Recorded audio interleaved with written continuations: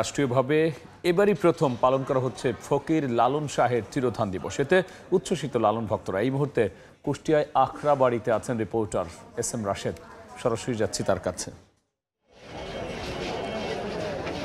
হ্যাঁ, ফকির লালন শাহের ১৩৫তম তিরোধান দিবস উপলক্ষে কিন্তু লালনের যে ধাম রয়েছে সেই ধামে কিন্তু মানুষের, বিশেষ করে লালন ভক্ত এবং অনুসারী যারা আছে তাদের পদচারণায় মুখর হয়ে উঠেছে। এবং এইখানে যে লালনের ধাম, এখানে কিন্তু তিল ধারণের ঠাঁই নেই এবার আমরা দেখতে পাচ্ছি। এবং ইতিমধ্যে ফকির লালন শাহের যারা অনুরাগী এবং যারা ভক্ত যারা আছে তাদের সাথে আমি কথা বলেছি, তারা আমাদেরকে জানিয়েছেন যে আসলে ফকির লালন শাহের যে ধাম রয়েছে সেই ধামে কিন্তু আসলে প্রচুর পরিমাণ মানুষের সমাগম ঘটেছে, যার কারণে তাদের কিন্তু আসলে তিল ধারণের এবং তাদের যে আসন, সে আসন কিন্তু সংকট দেখা দিয়েছে বলে আমাদেরকে জানিয়েছেন ফকির লালন শাহের অনুরাগী যারা আছে এবং অনুসারী যারা আছে।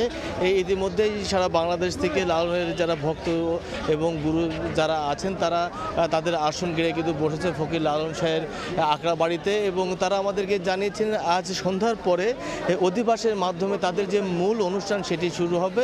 এছাড়াও সংস্কৃতি মন্ত্রণালয়ের আয়োজনে এই ফকির লালন শাহের আখড়াবাড়িতে মঞ্চে কিন্তু এখানে আলোচনা সভা অনুষ্ঠিত হবে এবং এখান থেকে আনুষ্ঠানিক শুরু হবে 3 দিনের। এবং এছাড়াও কিন্তু একটি গ্রামীণ মেলার আয়োজন করেছে জেলা প্রশাসনের পক্ষ থেকে। এবং ইতিমধ্যে কুষ্টিয়া জেলা প্রশাসক আমাদেরকে জানিয়েছে নিরাপত্তা থেকে শুরু করে সকল ব্যবস্থা কিন্তু গ্রহণ করে রেখেছে কুষ্টিয়া জেলা প্রশাসনের পক্ষ থেকে এবং পুলিশ প্রশাসনের পক্ষ থেকে।